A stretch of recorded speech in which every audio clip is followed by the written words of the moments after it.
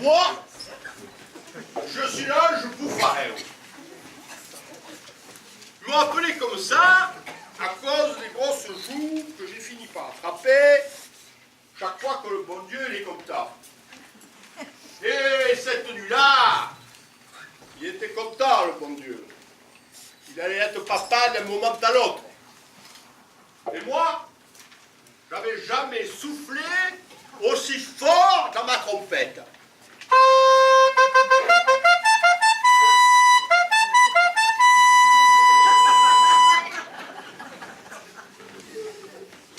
Je vais vous dire comment ça s'est passé.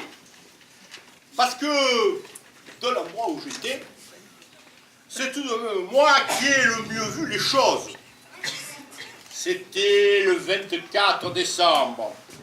Il faisait Mistral. Un Mistral a décorné tous les taureaux de Camargue, a déraciné les oliviers de Cros ou les pins des Alpilles. Et tous les habitants de Bethléem, ils s'étaient mis au lit de bonheur, ils avaient ramené leur couverture au-dessus de la tête pour ne pas entendre souffler le vent. Le Mistral, qui était l'ami du bon Dieu, avait chassé les nuages à des milliers de kilomètres pour que le ciel soit tout brillant et tout propre pour la naissance du petit. En gros, il avait fait la toilette du ciel. Ça partait d'un bon sentiment, mais ça avait baissé la température.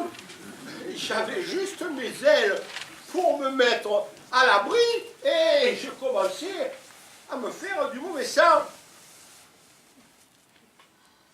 J'espinchis de tous côtés. Enfin, je les ai aperçus. Les pauvres. Faisait peine à voir. Saint-Joseph marchait devant, la barbe secouée par le Mistral comme une bannière.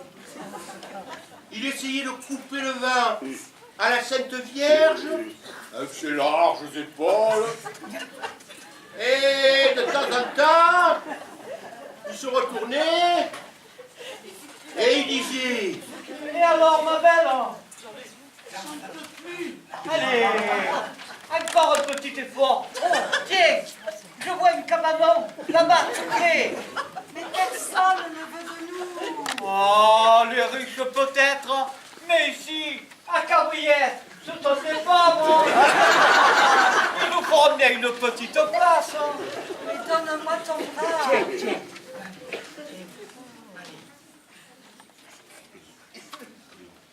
Aïe, aïe, aïe. Oh là là là. Aïe, aïe, aïe. Quelle misère. Oh là là.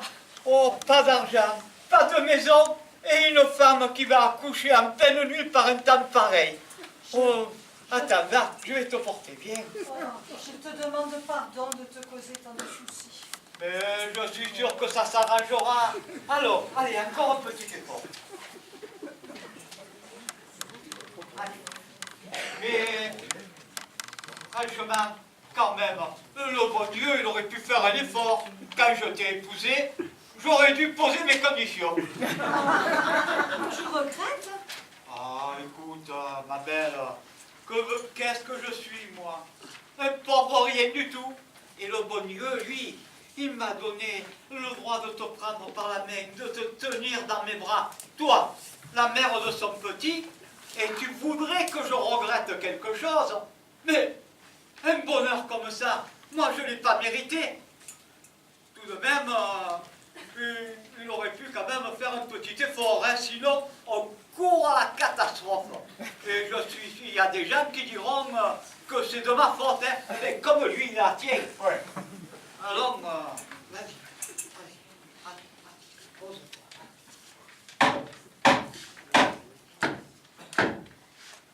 Il y a quelqu'un? Oh, ils dorment déjà, les pauvres. Ça m'ennuie de les réveiller, mais je ne peux pas faire autrement, hein. Vous l'avez entendu, Saint-Joseph? Il n'y a pas plus brave que cet homme. Il ne veut pas déranger les gens. Et même quand il s'est aperçu que le cabanon était une étable, il a eu un peu honte de déranger le bœuf et l'âne. Bien sûr, c'était que des bêtes, mais elles avaient travaillé toute la journée et elles avaient le droit de dormir comme tout le monde. Alors il leur a dit: Oh, excusez-moi de vous déranger, mais le bœuf et l'âne qu'on avait tirés du premier sommeil ont failli se mettre en colère. Mais ils ont vu la Sainte Vierge, toute pâle, toute mourante, et Saint Joseph avec ses grosses mains rouges et calleuses de travailleurs. Ils ont eu honte, ils sont devenus tout gentils, tout pleins d'amitié. Ne restez pas dehors. Venez vite vous mettre au chaud. Vous avez de la chance.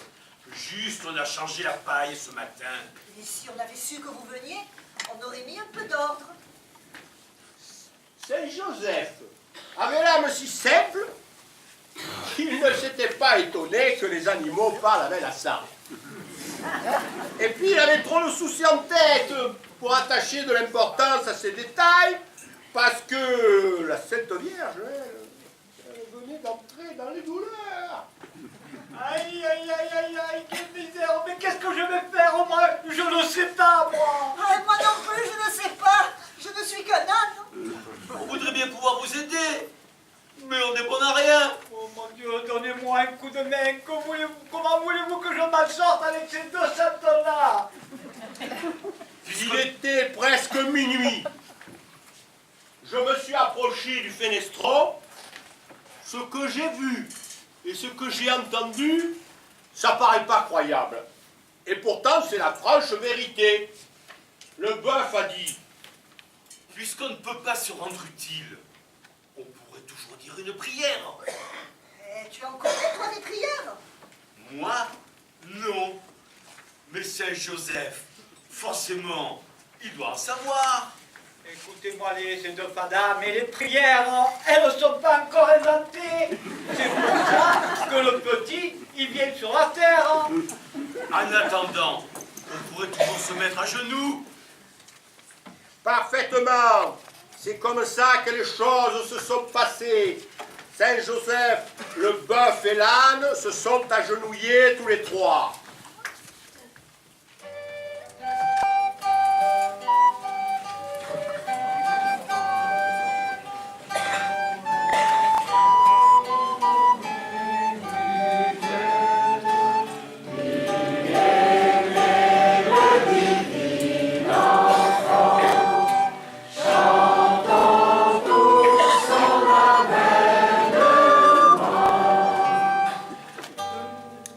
Il était minuit juste, et le petit est né. Il n'a pas poussé un cri. Il est né avec le sourire. La Sainte Vierge, elle souriait aussi. Et le bœuf et l'âne et Saint Joseph, ils poussaient des larmes grosses comme des olives. Alors Saint Joseph a dit des mots qui lui venaient du cœur et que jamais personne ne lui avait appris. Et l'âne et le bœuf, qui étaient encore moins savants que lui, répondaient à tour de rôle. Je vous salue, Marie. Pleine de grâce. Le Seigneur est avec vous. Vous êtes bénie entre toutes les femmes. Et Jésus, le fruit de vos entrailles, est béni. Sainte Marie, Mère de Dieu, Priez pour nous, pauvres pécheurs. Maintenant et à l'heure de notre mort. Ainsi, Ainsi soit-il. soit-il.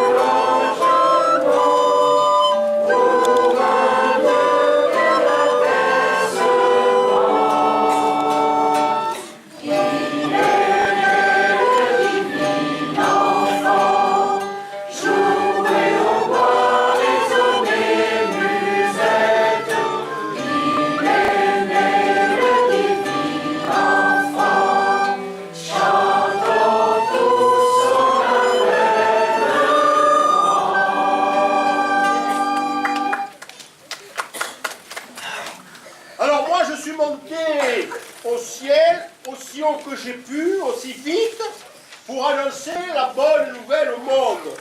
Et j'ai soufflé dans ma trompette à m'en faire péter les veines du cou.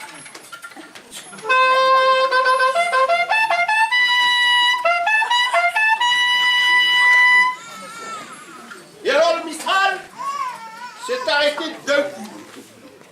Je crois que j'avais réussi à le faire taire. Mais c'est pas ma trompette qui a réveillé les gens. Je crois que c'est le silence qui a suivi. Ils se sont assis sur le lit en se frottant les yeux et en disant « Mais qu'est-ce qui nous arrive ?»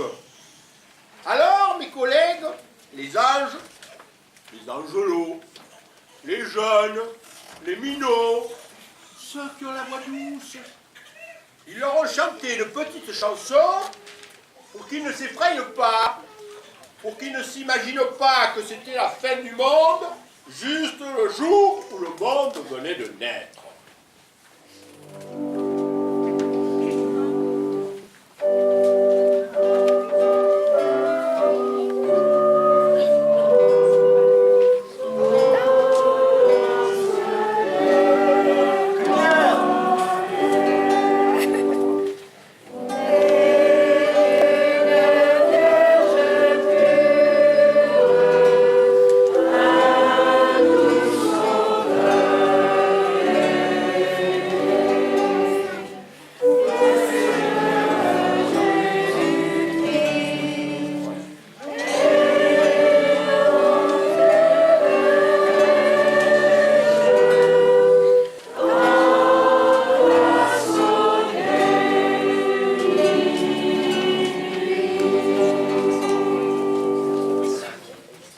Et alors, j'ai plus sûr donner de la tête.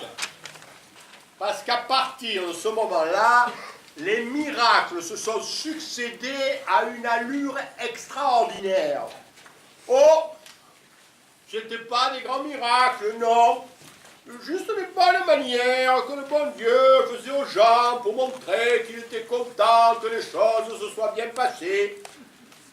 Le premier miracle, il est tombé sur le meunier, au moment où il s'y attendait le moins. Le meunier, c'était le plus feignant de tout Bethléem.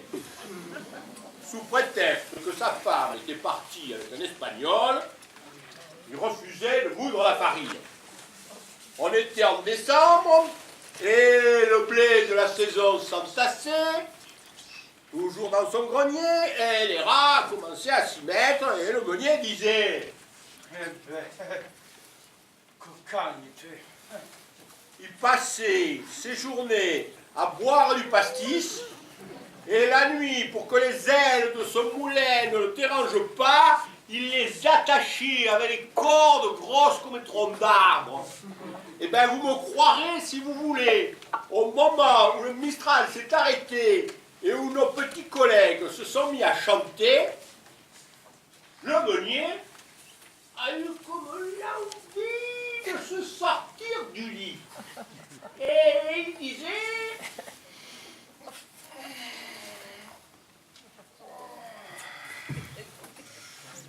Je ne sais pas ce qui m'arrive, mais j'ai comme une envie de travailler. Oh, je sais bien que ma femme elle est partie avec cet Espagnol, mais ce blé, si je le laisse là sans rien faire, il sera perdu pour tout le monde. Eh ben voilà, tiens, c'est bien ma chance. Juste au moment où je suis dans de bonnes conditions, le bon Dieu, il me coupe le vent. Hé, il se serait endormi, le meunier. Et peut-être il se serait réveillé, fatigué par l'effort d'imagination qu'il avait fait pendant la nuit. Mais soudain, il tendit l'oreille. Les ailes de son moulin, ligotées par les câbles gros comme des troncs d'arbres, s'étaient mises à tourner dans un ciel où ne soufflait pas la moindre brise. Le Mistral ne soufflait plus.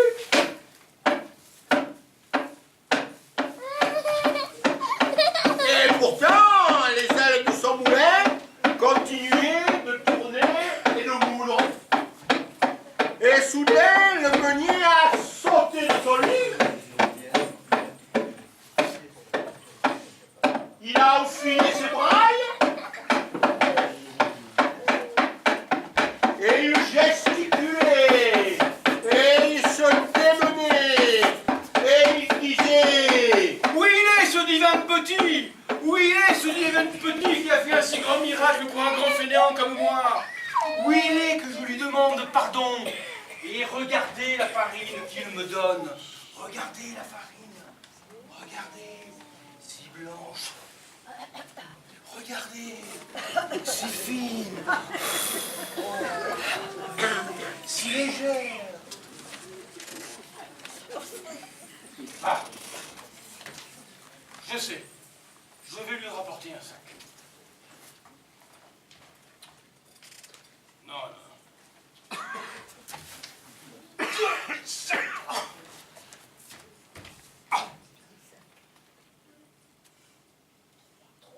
Trois sacs. Un sous chaque bras et un sur l'épaule. Et je marcherai jusqu'à quand je l'ai trouvé, ce divin petit. Même si la tête doit me rentrer dans les épaules.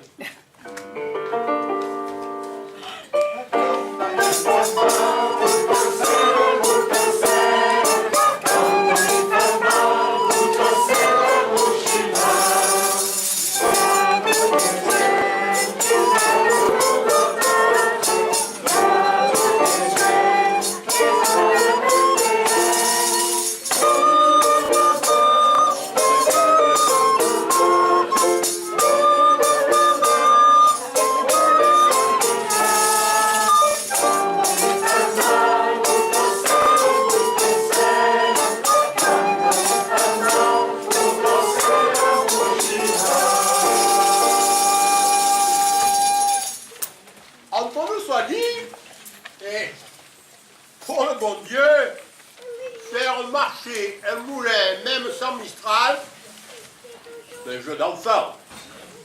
Mais faire sortir du lit, au mi-temps d'une nuit glaciale, ce grand feignant de meunier, et lui faire parcourir la campagne avec un sac de 100 kilos sur la tête et un sous chaque bras de 50, c'est peut-être le plus grand miracle qu'il ait jamais fait.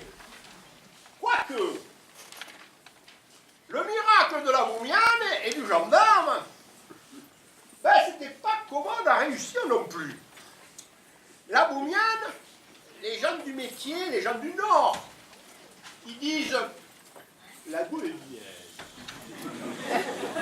Eh bien la Boumiane, son métier, c'était de voler des poules. Et le gendarme, lui, son métier, c'était d'arrêter les Boumianes.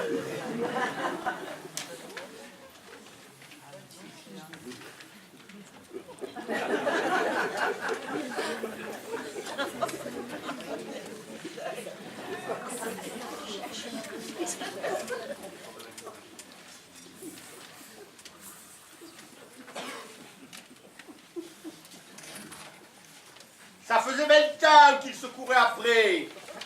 Et jusqu'à présent, la Boumiane avait toujours échappé aux gendarmes. Or, précisément, cette nuit-là, à minuit juste, on entendit dans le poulailler de Roustine,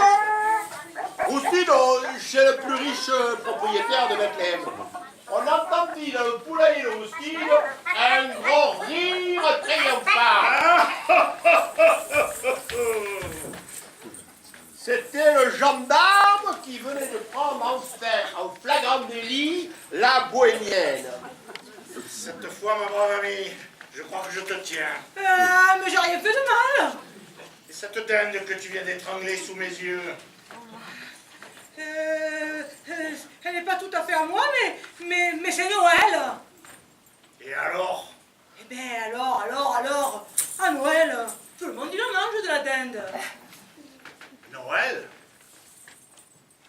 J'en ai jamais entendu parler.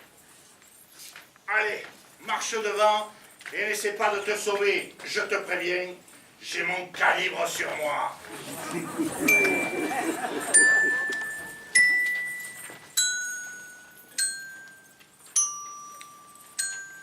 Hé, brigadier! Hé, brigadier! Vous avez entendu? D'abord, pas brigadier. Et ensuite, n'essaie pas de détourner mon attention. Eh, brigadier ou pas, vous avez entendu quand même. Évidemment, j'ai entendu. Et alors, quel effet ça vous fait? Ça te regarde pas. Eh ben moi, je vais vous dire l'effet que ça vous fait. Je suis sûre que vous avez envie de me remettre en liberté. Mais comment tu le sais? Eh bien, parce que moi, c'est un peu la même chose, cette dinde. Et j'ai envie de la rendre à son propriétaire. Mais qu'est-ce qui se passe? Nous sommes tous devenus fadas. Eh, peut-être.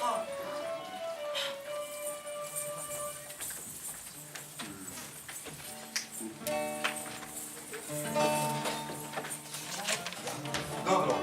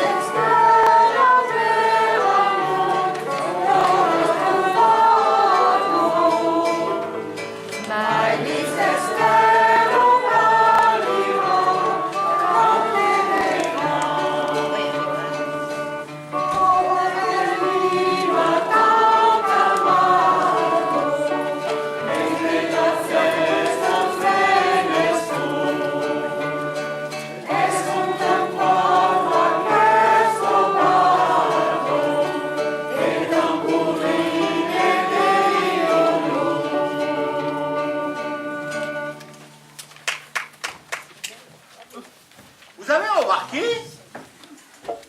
Mes collègues ont changé de répertoire. Mais quoi qu'ils chantent, ça fait toujours le même effet.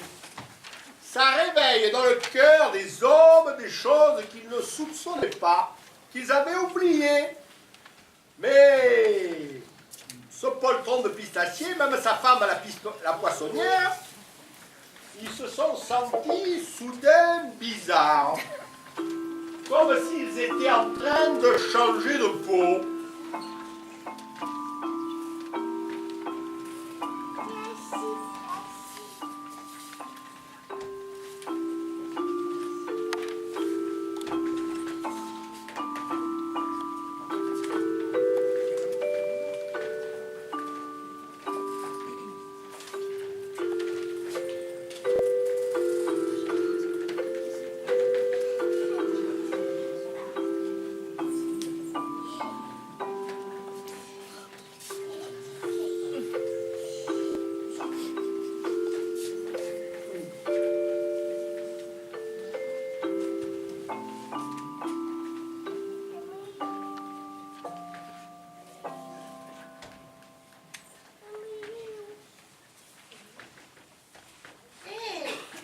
Pourquoi tu dors pas, pistachier? Chut!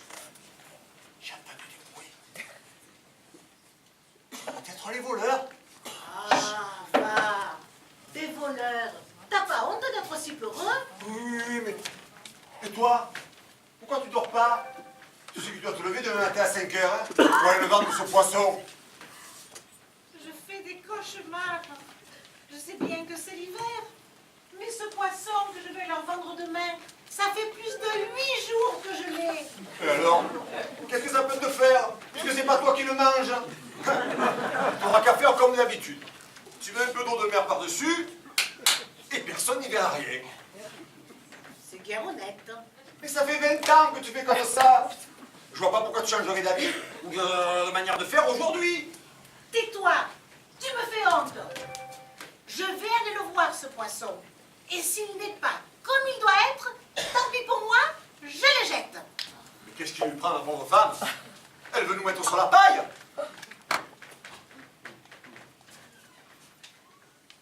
Pistachier. Qu'est-ce qu'il y a? Qu'est-ce qu'il y a? On a fait le tiroir caisse? Pistachier. Viens voir. Viens voir que je te dis. Viens, pistachier. J'arrive.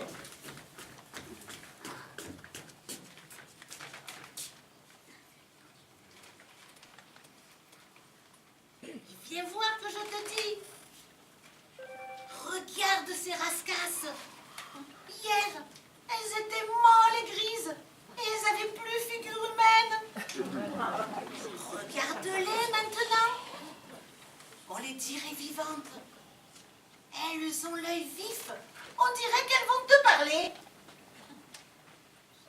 Et les couleurs, elles brillent tellement qu'elles te font un peu léger. Le rascasse? Mais c'est un vrai miracle! Ça serait vrai que Saint-Miston il serait venu sur Terre pour nous sauver? Allez, zou, il faut qu'on aille le voir, ce Niston. Allez, viens, on y va. Faisons route. Tu veux sortir dehors, toi, en pleine nuit? Poltron comme tu es? Oui, mais dans les grandes circonstances, j'y pense plus que je suis poltron. Allez, zou, on fait route, on y va. Prends au moins ton fusil de chasse, des fois que tu tombes sur le bouillon. Si je tombe sur le bouillon, mais je sais pas, je lui souffle dessus. Voilà. Allez, on fait route. Mais le fusil, je le prends quand même.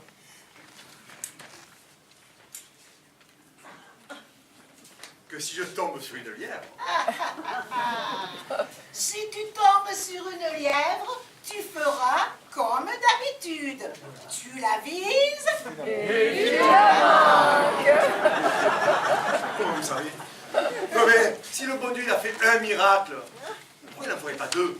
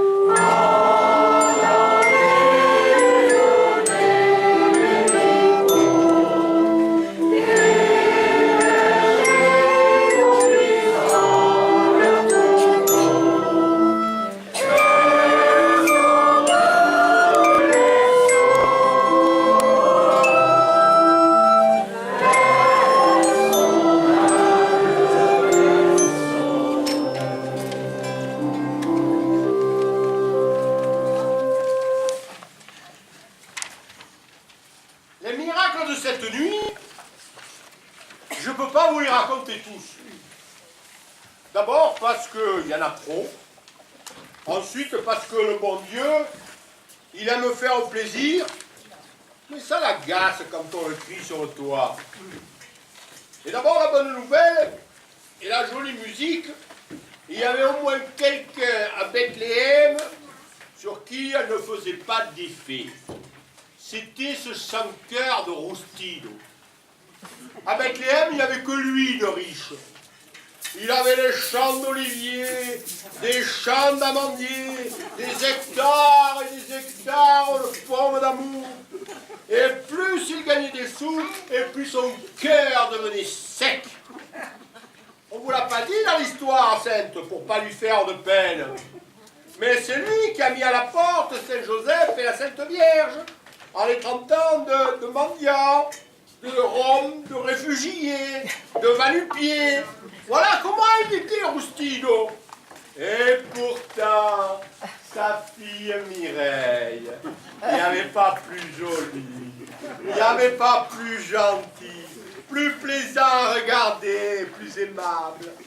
C'était une fille sage et patiente. Elle était amoureuse de Vincent, un brave petit, bien propre et bien clair. Mais lui, il n'avait pas de sous. Il gagnait sa vie à garder les taureaux dans la palustre, ce qui n'a jamais enrichi personne. Et le dimanche, il jouait du galoubet avec du galoubet Et avec son Tambouret. tambouret, je cherchais le mot, vous avez compris. Il jouait donc du galoubet avec les tambourinailles au roi de Bethléem. Eh ouais. Tout ce qu'il possédait au monde, c'était son cheval, son trident, son tambouret et son galoubet. Quand Mireille avait parlé de Vincent à Roustino, il avait failli mourir de suffocation. C'était il y a un an, et depuis, sa réponse avait été toujours la même.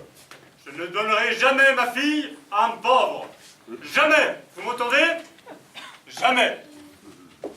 Mireille était sage et patiente. Elle avait essayé, jour après jour, de fléchir la volonté paternelle. Mais le vieux était têtu comme l'âne corse. Alors, ce soir-là, après le dîner dans la grande salle à manger provençale, le dîner silencieux comme le dîner de tous les soirs, Mireille avait mis son beau costume d'arlésienne et était partie de chez elle pour ne jamais plus y revenir. Et Roustino, trois quarts fou, battait la campagne en hurlant. Mireille! Mireille! Vous n'avez pas vu Mireille? Mireille! Mireille! Mireille! Mais Mireille ne l'entendait pas. Elle était dans les bras de Vincent et elle disait qu'elle y resterait toute sa vie. Vincent, lui, était un garçon raisonnable et il commençait à s'inquiéter.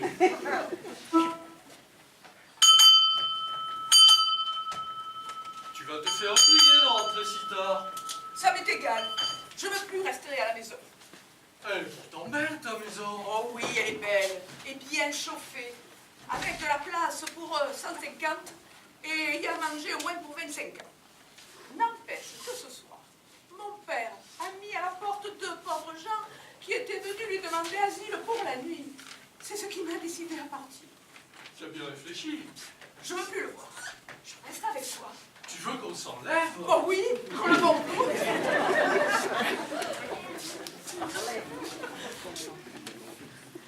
C'est un gros péché, tu sais. Oh, le bon Dieu nous le pardonnera, va. Mais ton père, il va en faire une maladie. Et puis, on dira partout que sa fille est une moins que rien. Et même, ça risque de le faire battre aux élections. Tant pis pour lui. Tu es décidé? Oui, je t'aime. On s'enlève. Ou je me tue. Ah, parle pas de malheur. Parce que c'est comme ça que tu le veux. Eh ben moi, je le veux aussi. Hein. Alors je vais chercher le cheval et zou, en route pour le Macarès. Eh bien, vous allez voir comme il est, le bon Dieu. Il est encore plus brave que ce que vous pensez. Il n'a pas de rancune. Roustino a failli faire mourir de froid le petit Jésus dans le ventre de sa mère. Et ça, c'est une chose qu'un père n'oublie pas. Le bon Dieu, lui, il a déjà pardonné. Et il a demandé à mes collègues les anges de jouer un air qui n'était pas au programme.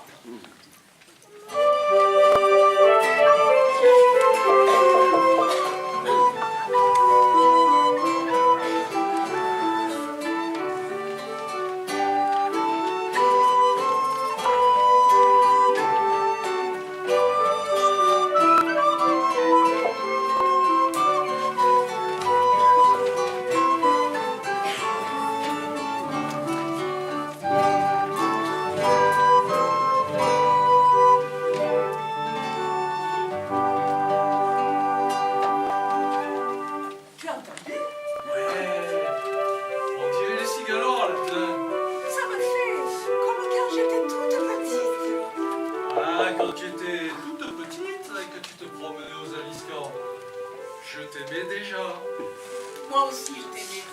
Oh, il faut pas qu'on s'enlève. Mais c'est toi qui me l'as demandé. J'étais folle. Ceux qui s'aiment n'ont pas besoin de se cacher. Je ne demanderais pas mieux que de t'amener devant le maire. Emmène-moi d'abord voir ce petit bébé qui vient de naître. Je t'emmènerai où tu voudras. Mais, entre nous soit dit, les femmes, c'est un peu difficile à comprendre.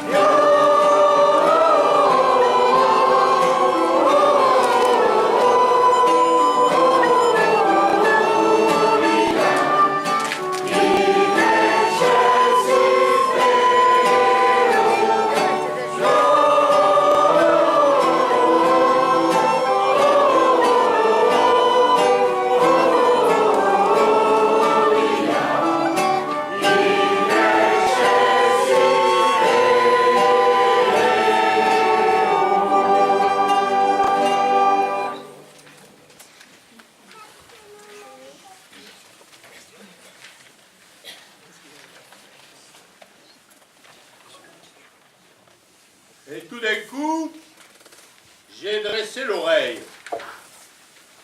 Quelqu'un chantait.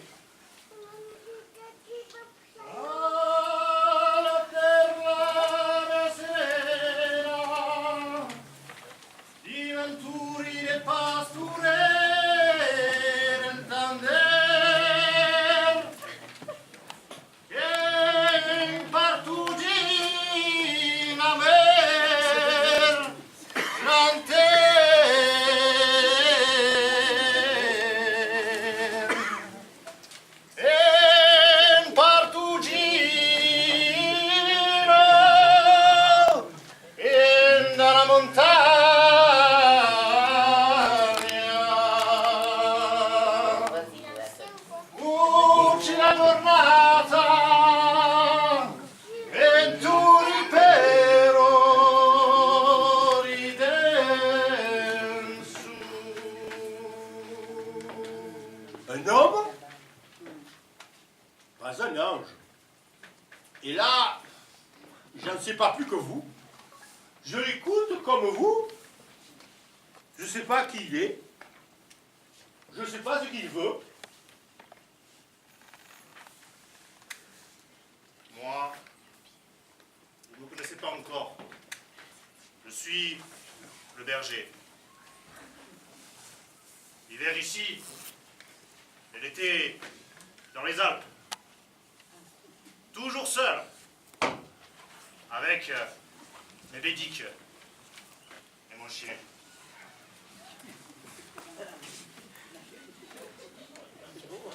Quand le Mistral s'est arrêté, j'ai été le premier à entendre le silence.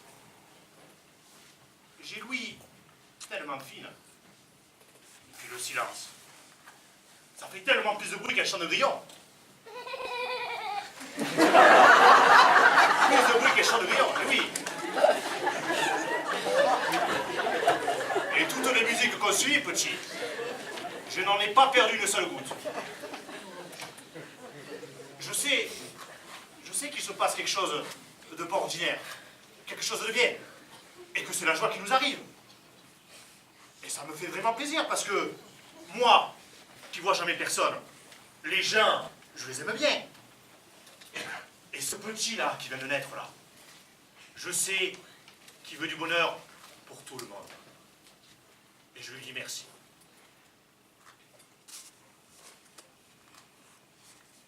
Simplement, j'irai pas le voir. Je serai peut-être le seul, mais j'irai pas. Parce que j'avais un chien. Et il est mort ce matin. Alors, toute la joie du monde, moi, ça me passe à côté. Depuis 10 ans, nous vivons ensemble. Mon chien et moi. Et puis maintenant, il est là. Dans mes bras. Tout raide. Tout froid. Tout mort. Je ne fais pas partie de ceux qui blasphèment ou qui se plaignent. J'ai pas l'esprit revendicateur. D'ailleurs, je demande pardon au petit Jésus qui vient de naître. Ce n'est pas de sa faute, mais puisque mon chien est mort, eh ben, il se passera de moi. Quand je les vois d'ici, là, ils auront tous du sourire aux lèvres et du bonheur plein les yeux. Et moi, à côté, je ferai une figure d'enterrement. Non, non, non. Non, je reste avec toi, mon brave chien. Tu te rappelles comme tu aimais que je te caresse la tête comme ça, hein? Tu savais pourtant donner la gueule, mais dès que je te caressais comme ça, tu poussais un petit gémissement comme... Quoi? Mon chien? Oh, mais c'est impossible! Oh mon Dieu, il est vivant! Oh, petit Jésus, mon troupeau, je te le donne. Et mon chien? Bon, si tu me le demandes, hein, je te le donne aussi, hein. Mais... tu me le demanderas pas, hein? Tu me le demanderas pas.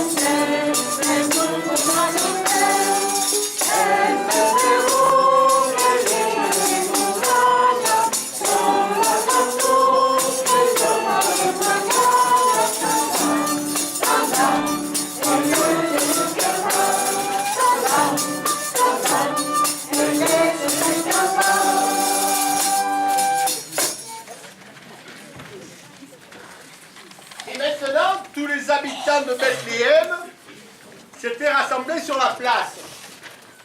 Il ne manquait qu'au Roustilo. Il continuait à parcourir la campagne en criant « Mireille! Mireille! Mireille! » Ils avaient mis leurs habits du dimanche, ils avaient les canaux pleins les charretons et ils brandissaient les chandelles. Il y en avait qu'un qui dormait, c'était le ravi. C'était pas parce qu'il avait le sommeil profond, mais que ce soit le jour ou la nuit, il n'était jamais complètement réveillé. Le jour, il restait à sa fenêtre, les bras en l'air, en regardant les gens, le ciel, les bêtes, les fleurs, et en disant Que le monde est joli. C'est pas possible que le monde soit aussi joli. les bras toujours levés, et le bonnet de nuit sur la tête, il était venu se mêler à la foule, et soudain il s'arrêta. Il venait d'apercevoir une vieille triste sous un porche. Mais qu'est-ce que tu as, toi, à ne pas être heureuse? Moi, je suis l'aveugle. Il faut que tu sois heureuse quand même, un jour comme aujourd'hui. Viens avec moi, je te raconterai tout. Et je te dirai exactement comment ça se passe. Fais-moi confiance, j'ai de l'imagination.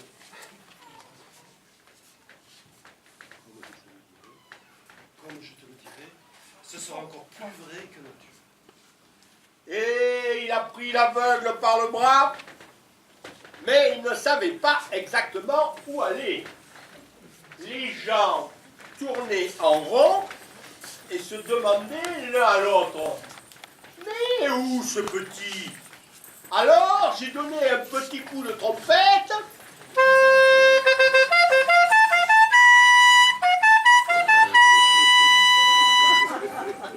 Ils ont fait le silence et je leur ai dit « Vous n'avez qu'à me suivre ». Alors ils se sont pris par la main et ils m'ont suivi en dansant la pandole.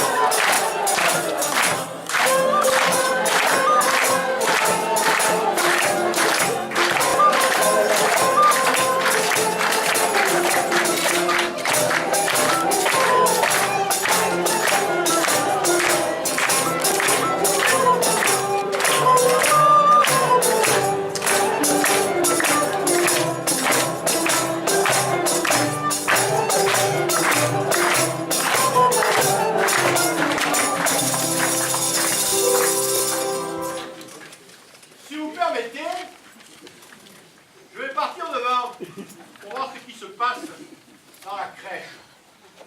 Mais avant de partir, n'oubliez pas votre par-dessus parce qu'on gèle dans cette table. Et Saint-Joseph se fait un mauvais sang terrible. Oh, mais c'est pas un temps chrétien, ça.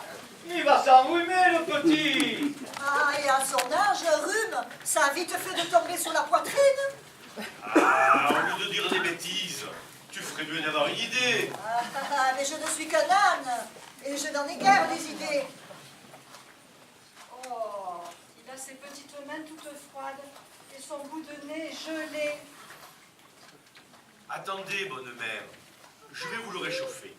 Ça vous ferait rien de le poser sur la paille? Et attention, hein, il est si petit toulet. Ne craignez rien. Vous voyez, je m'allonge à côté de lui. Et mon collègue aussi. Allez, dépêche-toi. Vous voyez, comme ça, il est déjà un peu protégé contre le courant d'air. Et vous croyez que ça suffira pour le réchauffer? Allez. Allez-y. Allez, collègue, qu'est-ce que ça te fait quand je te souffle sur le museau? Ah, mais ça me fait rire. Ça te fait rire, mais ça te chauffe. Ah oui, mais soufflez-moi dessus encore. Et oh, oh, mais c'est pas le moment de vous amuser comme des imbéciles, hein.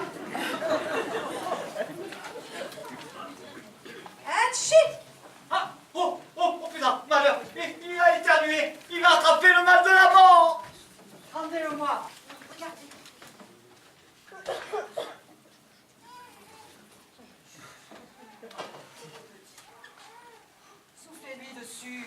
Peut-être que ça va le réchauffer. Regardez, regardez.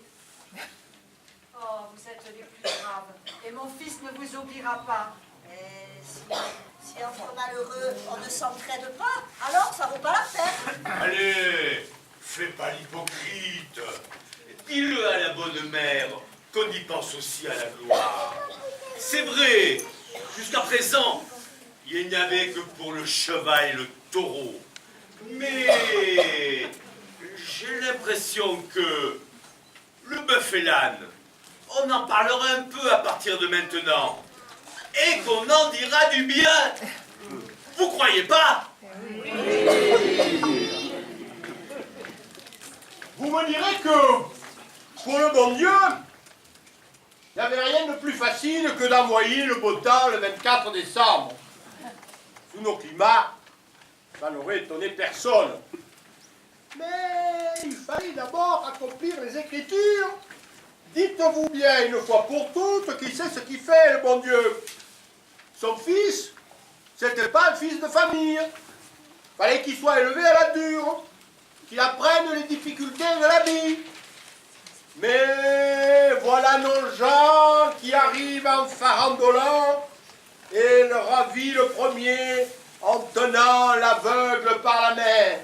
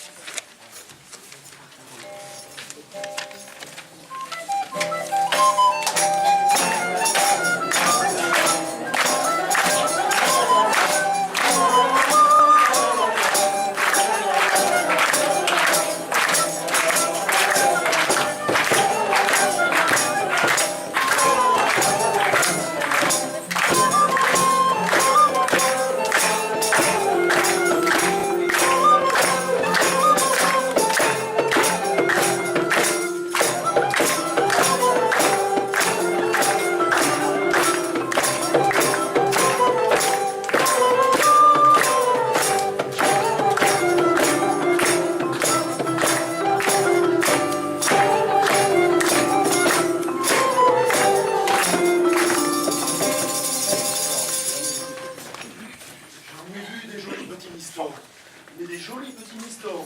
Comme ce petit miston-là, je ne croyais pas que ça pouvait exister.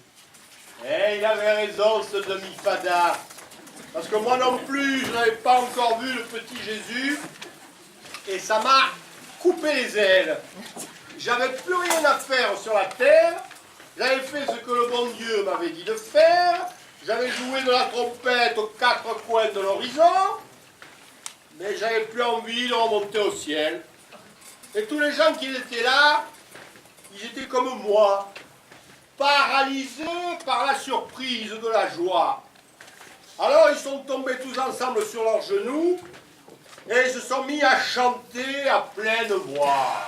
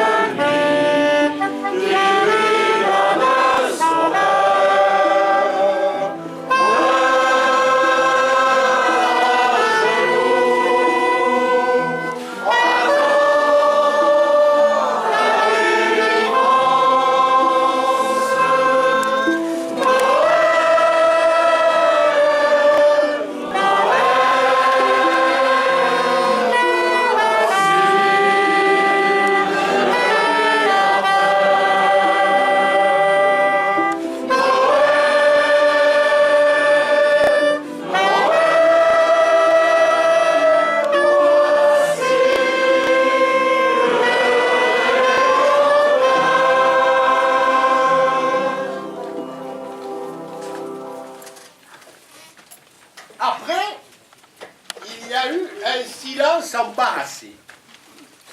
Tout le monde voulait parler, mais personne ne savait plus que dire. Et le plus embarrassé de tous, c'était le gendarme. Tous les habitants de Bethléem avaient apporté les cadeaux, excepté lui. Alors il est devenu tout rouge, et il a dit: Sainte Vierge, et vous aussi, Saint Joseph, excusez-moi, j'ai pas eu le temps de passer à la maison. J'étais de service. Autrement, je vous aurais porté du figatelli, de la farine de châtaigne, du fromage corse. Mais je n'ai rien que sur moi que ce revolver, et je vous le donne pour amuser le petit. Tu es bien brave, mais quand même. C'est un revolver d'honnête homme. Il n'a jamais servi. Ouais, mais il risque de se blesser. Il n'y a pas de cartouche. Juste, je le portais à la ceinture pour rassurer le monde. Mais ne croyez pas que je sois là pour mon prochain.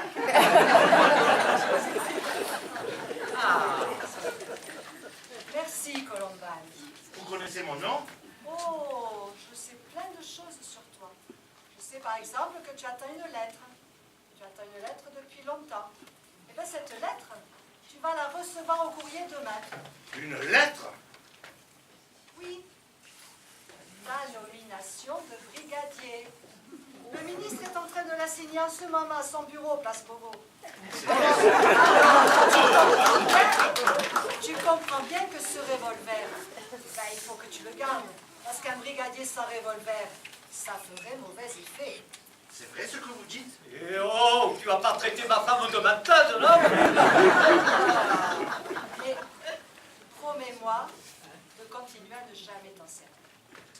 Ne vous inquiétez pas, j'y enlève toujours les cartouches et je mets toujours le cran d'arrêt. Après, tout le monde voulait parler en même temps, mais naturellement, c'est Honorine, la poissonnière, qui a eu le dessus. Bonne mère, je vous ai emmené de la rascasse. De la rascasse presque vivante. Pour le petit. Mais de la rascasse pour un petit qui vient de naître? Mais tu n'y penses pas, non? Mais dites, ma rascasse, elle n'a jamais fait de mal à personne. Qu'est-ce que vous insinuez? J'insinue rien, je dis simplement que de la rascasse pour un petit qui vient de naître, ça se fait pas. Et au pire des mots, ça risque de le donner de l'antiquaire. Et toi, pistachier, naturellement, tu laisses dire. Excusez-la, bonne mère. Saint-Joseph, excusez-la. Attention, attention. Parlez un peu vif, hein. Mais c'est une brave femme, hein. Attention. Enfin, si vous voulez pas de sa belle rascasse, oui, mais vous avez peut-être un peu de manière. C'est une belle lièvre, hein, que j'ai tuée ce matin, le moins de 12 livres, hein, que j'ai tuée ce matin en venant vous voir. Quoi? Parfaitement. Ouais, je l'ai tué moi-même. Et d'un seul coup de fusil. Pour une fois que tu ne reviennes pas bredouille de la chasse. La Sainte Vierge les écoutait avec amusement.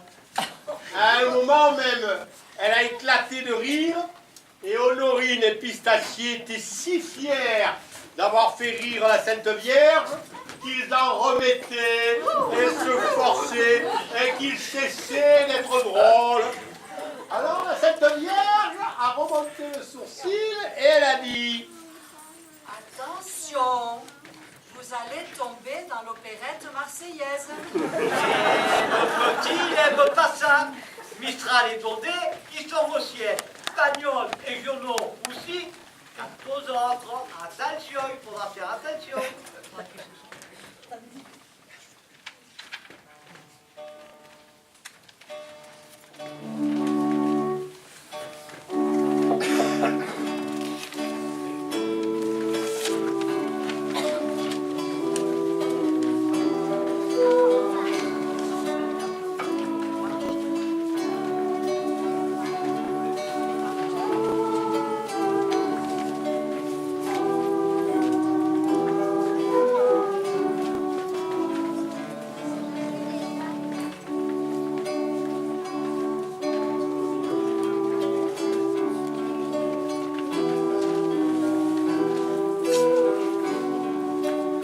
À partir de ce moment, chacun a fait son numéro dans la discrétion. Le berger a enlevé l'agneau qu'il avait autour du cou et l'a posé au pied du petit Jésus sans prononcer une parole. Et il a fait une dernière caresse à son chien et il a dit: Moi, je suis le berger. J'ai une jolie fille de voix, mais on s'en est jamais servi dans les opérettes. Je fais rire personne. Je parle seul. Je sens mauvais. J'ai pas d'amis. Enfin, j'en ai qu'un. C'est mon chien.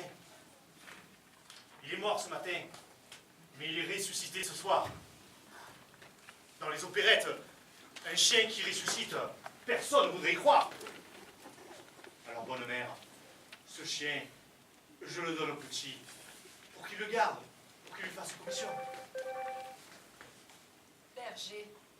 Mon fils sera berger plus tard, comme toi.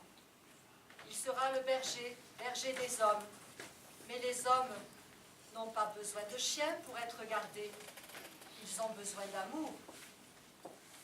Les paroles de la bonne mère passaient nettement au-dessus de l'assemblée. Mais le berger, lui, les avait comprises. S'il ne veut pas de mon chien, il voudra peut-être de moi. L'heure n'est pas encore venue, mais il t'appellera. Ainsi fut recruté le premier apôtre, sans que personne s'en aperçoive. Mais dans l'assemblée, il y en avait un qui commençait à trouver le temps long. C'était le meunier, avec son sac sur la tête, et ses deux autres sous chaque bras. Il avait les crampes partout. Il fit tomber le sac qu'il avait sur la tête et dit: Oh, bonne mère, jusqu'à ce soir, j'étais un si grand fainéant. Ah, ça c'est vrai, hein?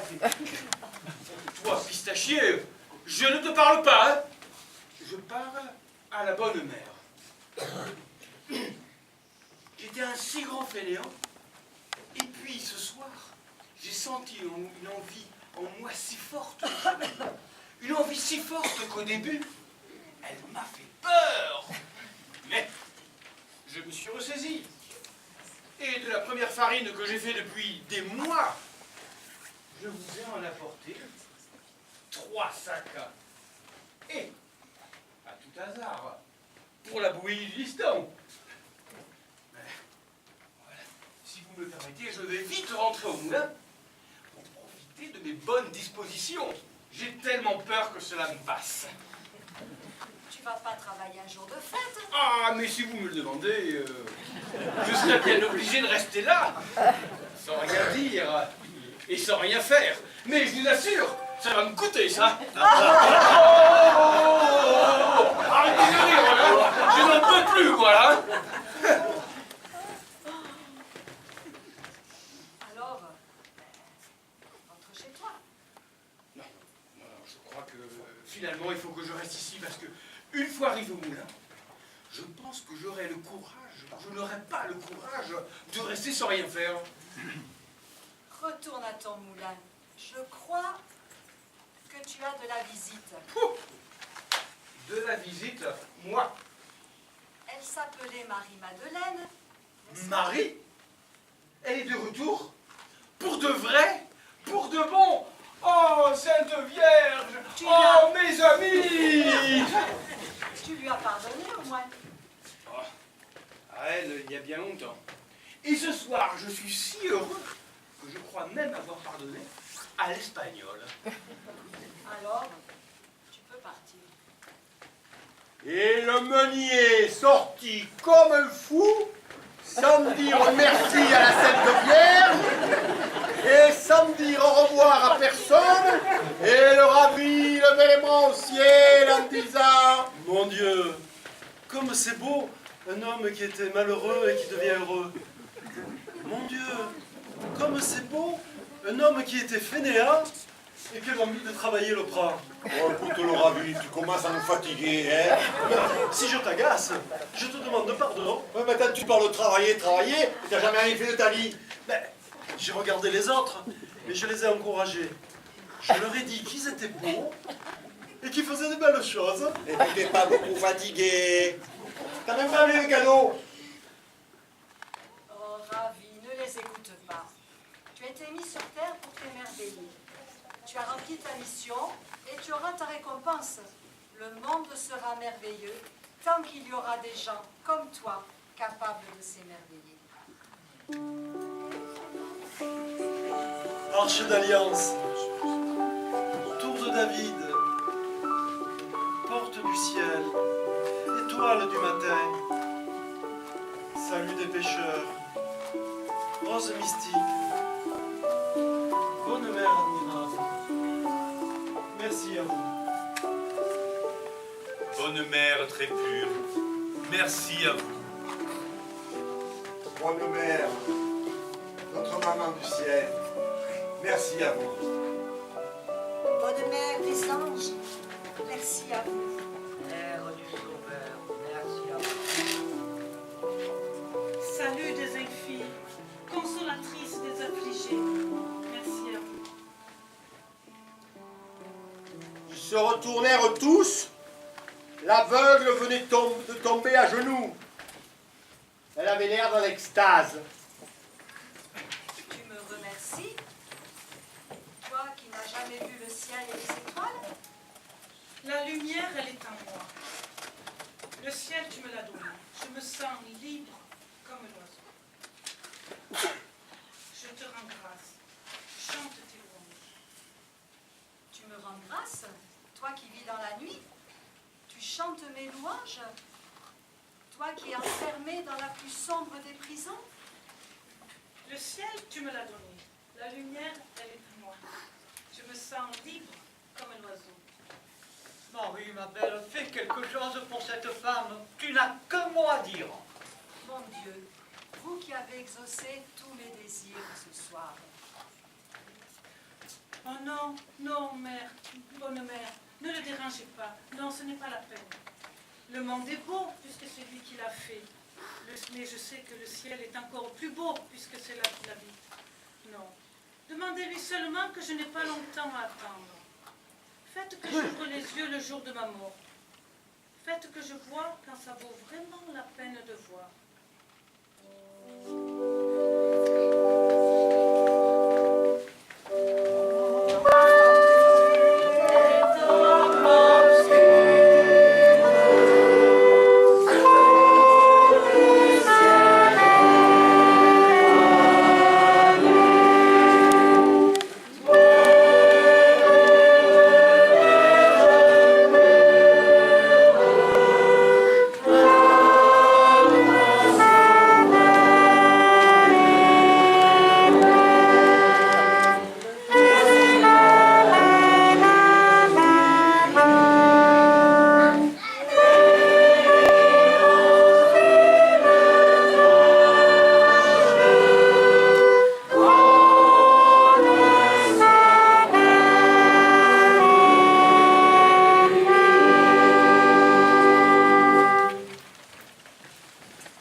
À force de rôder dans la campagne en criant Mireille, Mireille, Faustino avait fini par apercevoir toutes les petites lumières qui avaient transformé les tables en reposoir. Il était entré pendant que tout le monde chantait et personne ne s'était aperçu de sa présence. D'abord, il avait vu sa fille qui tenait son tambourinaire par la main et il a failli mourir de colère rentrée. Mais il était resté bien sage dans son coin. Et puis il avait vu la Boumiane avec sa dinde étranglée. Et il avait failli faire un malheur. Mais il se sentait petit à petit couler en lui une espèce de douceur, de gentillesse, de bonté. Et il répétait sans arrêt. Mais qu'est-ce qui t'arrive, Roustille? Tu ne te mets pas en colère? Mais t'es complètement gaga. Allez, Zou, mets-toi en colère. Mais il restait immobile. Et il se sentait devenir meilleur à chaque seconde. Et quand il a vu la Boumiane s'avancer vers le petit Jésus en balançant sa dinde d'un air timide, il n'a pas bronché. Et la Boumiane disait: Petit Jésus, toi qui as la peau si blanche et les cheveux si blonds, n'aie pas peur de moi, qui suis noir de poils et presque nègre de peau. Je t'ai apporté une dinde. Mais tu es un sans-vergogne. Cette dinde, tu l'as volée. Peut-être, mais je l'ai volé à Roustide. Et Roustide, des dindes, il en a de savoir que faire. Alors que vous, peu cher, vous êtes dans le besoin. Alors je me suis dit que plutôt que de me la garder, je pourrais vous la porter. Et puis, si vous n'en voulez pas, ben, vous pourrez toujours la vendre. Tu as très bien parlé, Bouna. Mais je dois dire que cette dinde, elle n'est pas à lui.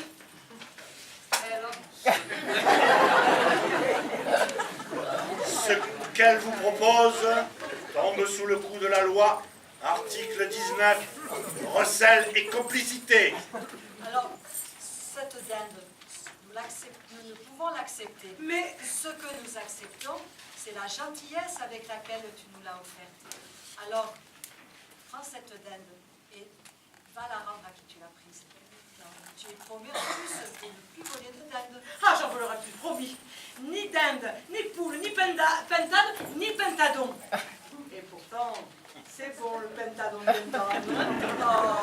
promis, j'en volerai plus, Alors, tu vas la rendre à qui tu l'as prise. Et alors, il s'est produit un coup de théâtre que jamais de votre vie vous avez vu de pareil. Roustino a écarté gentiment le monde et il a dit: Tu peux la garder. Je te la donne. C'était la première et unique fois que Roustino faisait un cadeau à quelqu'un. Les gens n'en revenaient pas. Le rabbi était encore plus ravi que d'habitude. Oh, Roustino, que c'est beau ce que tu viens de faire là. J'en ai vu des belles choses dans ma vie, mais jamais d'aussi belle que cette belle chose-là. Roustino, il s'était mis à genoux et il se frappait la poitrine. Petit Jésus, je suis un assassin. Quand ton père et ta mère sont venus frapper à la porte, je les ai laissés à la rue. Je ne le pardonnerai jamais. Je suis un criminel. Ne vous mettez pas dans un état pareil. Tout a fini par s'arranger. Je vais vous faire préparer une voiture bien bâchée et bien souple, avec un cheval bien doux. Et je vais vous faire conduire à la maison, dans la chambre la plus belle et la mieux chauffée. Ah, Dans la mienne, quoi. Et vous pourrez y rester tant que vous voudrez, jusqu'à la fin de vos jours, si ça vous fait plaisir. Et vous aurez à vous faire du souci de rien. ah, qu'est-ce que tu en dis, Marie? Mon fils et moi, nous vous remercions, mais nous ne pouvons accepter, car nous devons accomplir la volonté de Dieu, et nous devons rester ici. Mais alors, qu'est-ce que je vais faire de toute la bonté que je me sens dans le cœur, tout seul dans ma grande maison vide? Avancez, vous les petits. Oui, toi, Mireille, l'Arlésienne, et toi, Vincent, le tambourinage. Oui, avancez, n'aie pas peur, viens. Ah lui, je veux pas le voir. Oh. Jamais il épousera ma fille. Oh, pourtant, il est beau comme un souleur. Ah, vous voulez quoi de mes affaires de famille, hein? Mais vous dites que vous vous aviez le cœur plein de bonté. Comprenez-moi, faire un cadeau d'une dinde à une caraque, recevoir des amis à la maison, ça je me sens capable de le faire. Mais donner ma fille à un joueur de fifre qui n'a même pas une chemise de rechange, ah, vous pouvez juger sévèrement, mais c'est au-dessus de mes forces. Mettez-vous à ma place. Oui, c'est vrai ça. Il était têtu, le vieux. Et pour le faire changer d'avis, je crois que le bon Dieu aurait été obligé de faire encore un miracle. Mais il n'a pas eu besoin. Parce que dehors venait d'éclater un tintamarre terrible.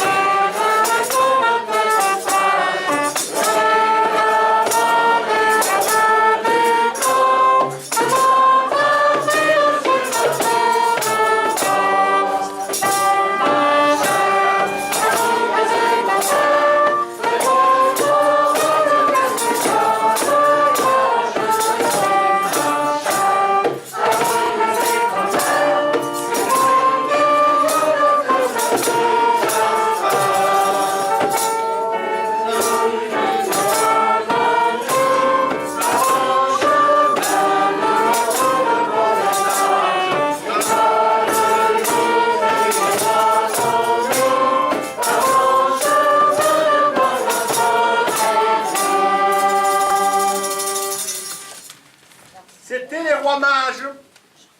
À force de regarder l'étoile qui les devait conduire à Bethléem, ils avaient tous attrapé torticolis. Et ils étaient partis depuis des mois. Ils avaient juste un quart d'heure de retard à cause d'un chameau qui traînait la patte. Ils venaient du bout du monde avec des turbans, des colliers de perles et une armée de négrillons qui leur tenaient le pan de la robe et le ravis se frottaient les yeux. Oh, Sainte Vierge, ils sont beaux ces hommes. Mais regardez comme ils sont beaux ces hommes.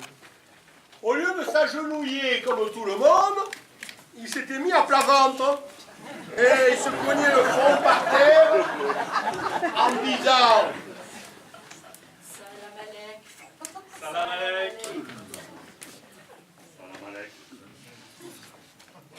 L'aveugle se demandait ce qui se passait. Et le ravi lui a dit: Viens ici, ma belle.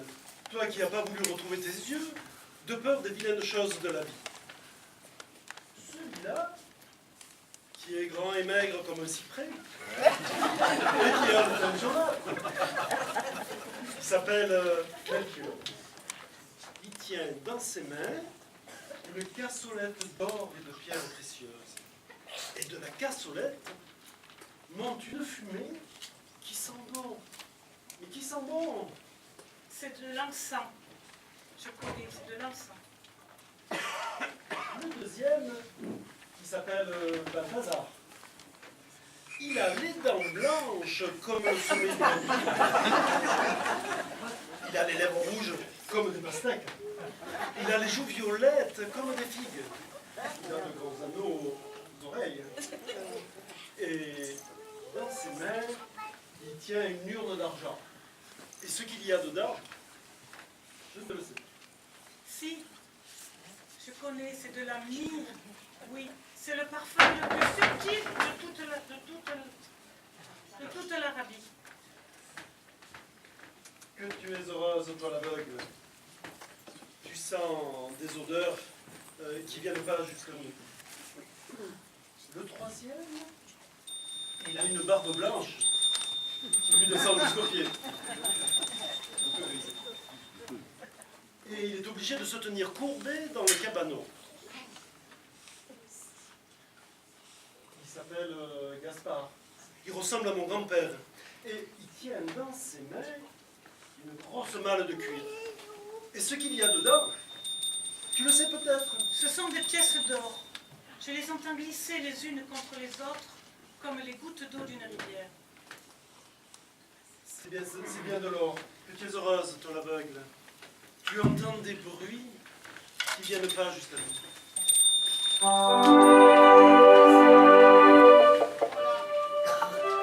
C'est bientôt fini.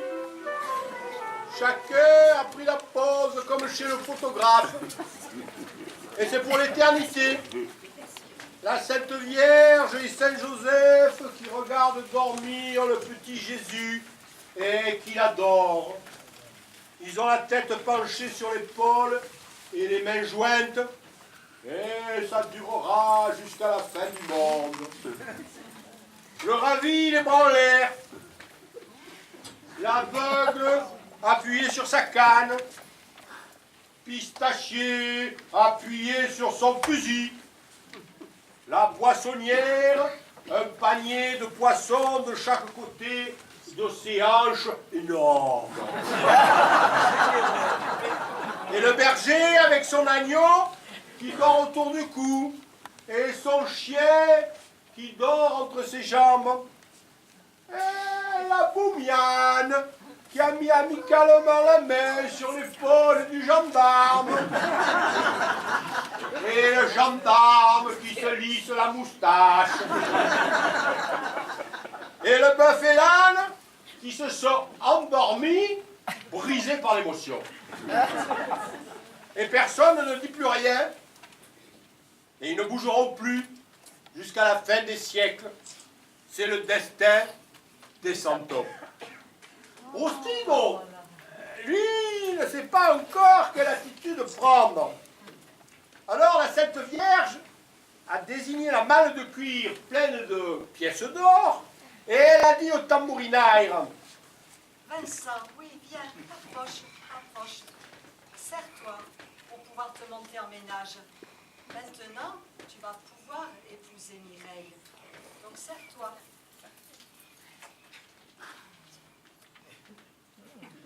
Alors Rustino a compris qu'il devait faire un geste avant d'être transformé en santon pour toujours.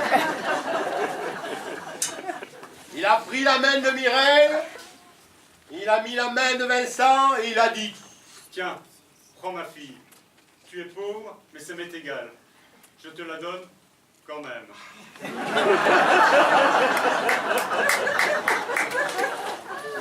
Et il s'est immobilisé pour toujours, tenant la main de ses enfants serrée dans la sienne.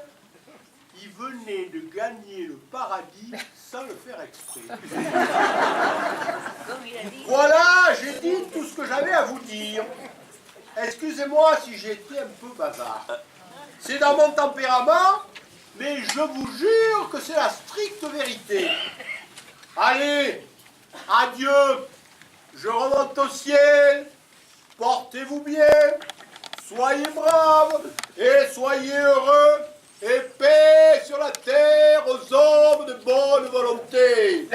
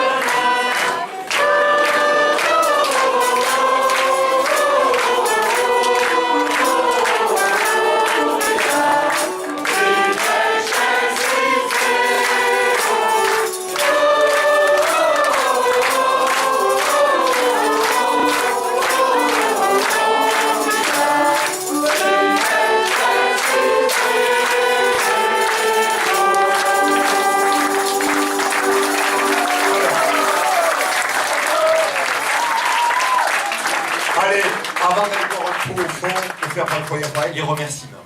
Allez, on va commencer. Mireille, organisatrice de tout le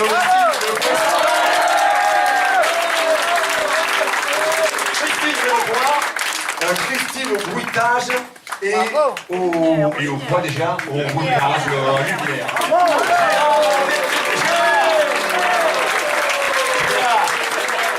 Pour la caisse, vous savez, on participe un peu pour les gens d'Aubagne, les gens de la rue d'Aubagne. Alors, je ne vais pas présenter tout le monde, vous les voyez là. Je vais quand même présenter les musiciens, la famille Valls, debout.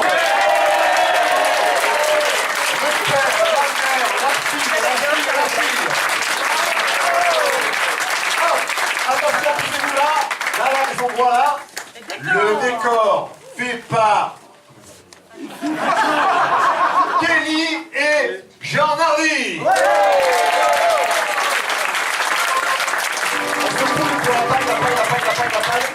La paille. Ils sont où les gens? Ils sont pas là, Louis et Simone. Mais non, on a encore des agriculteurs dans la commune. C'est grâce à eux qu'on a les boîtes de paille.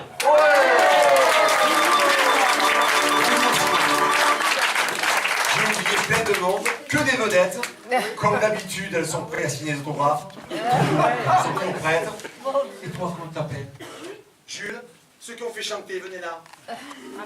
Alors, comment tu t'appelles? Toi, Jules. La prochaine réunion, c'est mon capot. Ça rentre et on va voir le profond. Et pour Jean-Luc, le metteur en scène,